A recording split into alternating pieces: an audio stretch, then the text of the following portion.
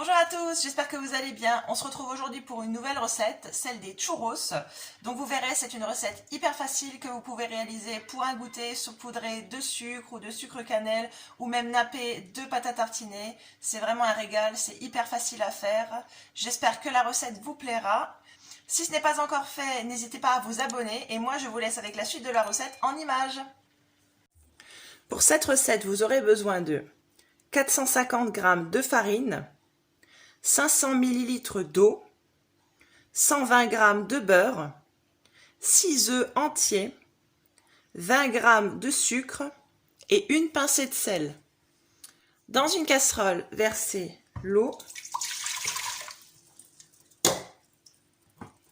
le beurre, le sucre, le sel et portez le tout à ébullition.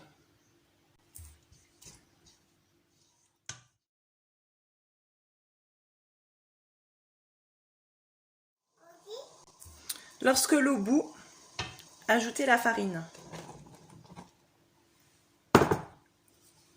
Éteignez votre plaque et amalgamez le tout.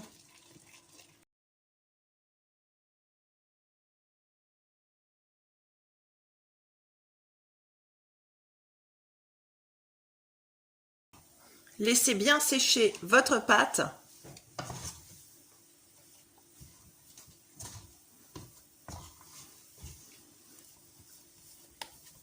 C'est le même principe que pour une pâte à choux.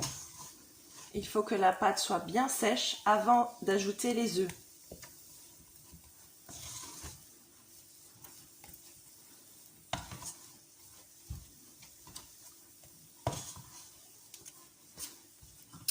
Voilà, donc là notre pâte est bien sèche. On la retire de la plaque. Donc on laisse la pâte refroidir. Et ensuite on va commencer à casser nos œufs un par un. Donc j'utilise toujours un petit bol pour casser mon œuf au préalable, sait-on jamais. Si l'œuf n'est pas bon, au moins je n'ai pas abîmé ma pâte. Donc voilà, la pâte est refroidie et on ajoute l'œuf. On ajoute les œufs les uns après les autres et on mélange entre chaque œuf.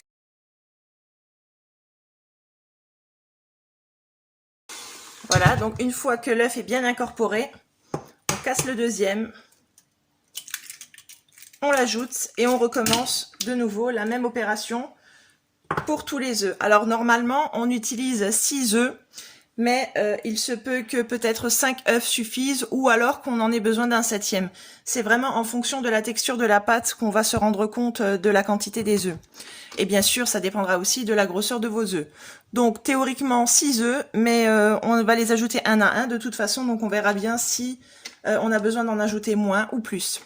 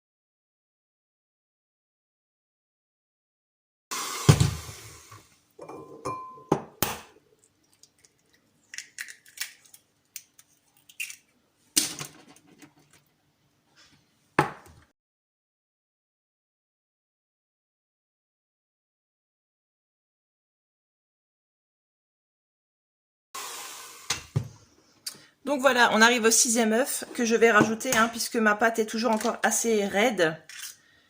Donc il n'y a pas de souci, on rajoute encore un œuf. Et si après le 6e œuf, la pâte est toujours encore raide, on rajoutera un 7e œuf.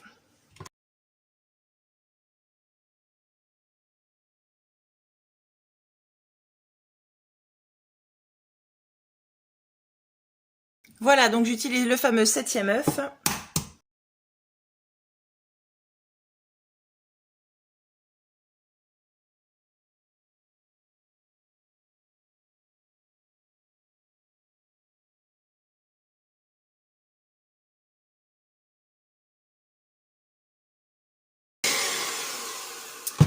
Voilà, donc au final, j'aurais rajouté 7 œufs et la texture de la pâte est vraiment optimale. Donc elle colle, c'est tout à fait normal, hein, c'est comme une pâte à choux.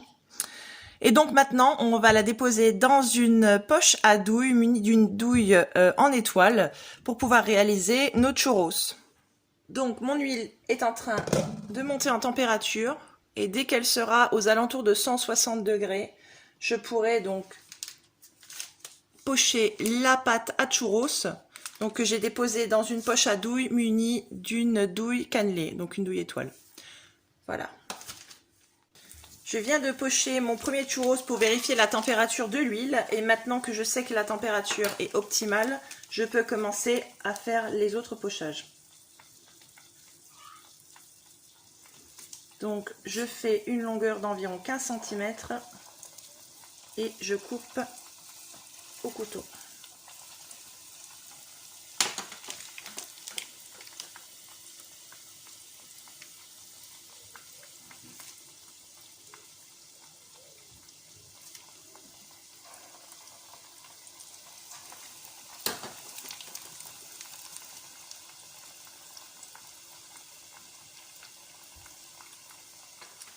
Voilà, donc je les laisse environ cuire 5 minutes de chaque côté.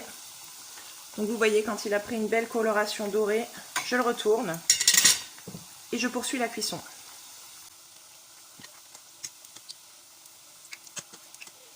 Ma plaque de cuisson est à puissance maximale.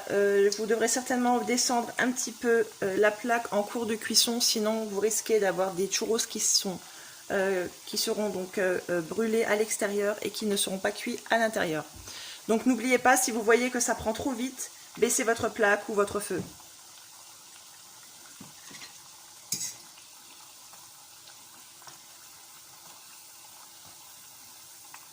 Donc le premier est cuit, on va le retirer et on va le déposer sur du sopalin afin d'absorber l'excédent d'huile.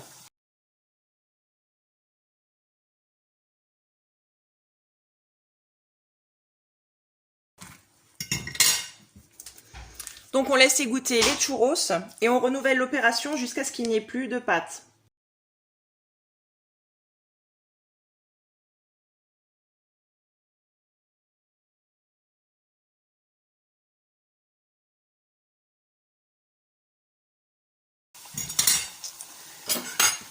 Et donc lorsque les churros sont bien égouttés et qu'ils sont encore tièdes, vous prenez un mélange sucre-cannelle et vous les roulez dedans, tout simplement, comme pour des beignets. Alors après, vous pouvez utiliser uniquement du sucre. Moi, j'ai utilisé du sucre et de la cannelle. Mais vous pouvez aussi les napper de chocolat, de pâte à tartiner. C'est en fonction de vos goûts. Alors j'y vais relativement doucement, hein, vous l'aurez vu avec la poche à douille, parce que la pâte est ferme, hein, c'est normal, comme je vous l'avais expliqué.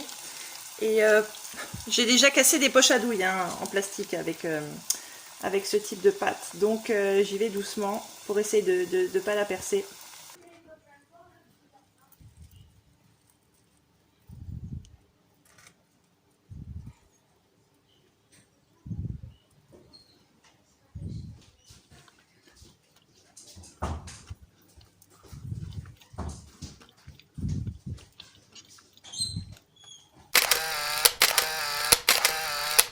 Voilà, la recette des churros est maintenant terminée et j'espère qu'elle vous a plu. Si c'est le cas, n'oubliez pas de la liker, de laisser un petit commentaire si vous avez essayé la recette et si vous l'avez appréciée.